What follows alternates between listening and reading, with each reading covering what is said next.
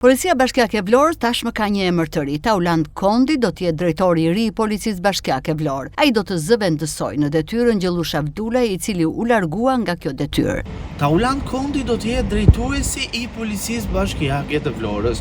Kondi është shpallur fitues në bazë të një sistemi të pikëzimit të shpallur edhe në faqen zyrtare të Bashkisë së Vlorës. Pritet që ditët e ardhshme Kondi të prezantohet me stafin e Policisë Bashkiake për të marrë edhe drejtimin e këtij institucioni.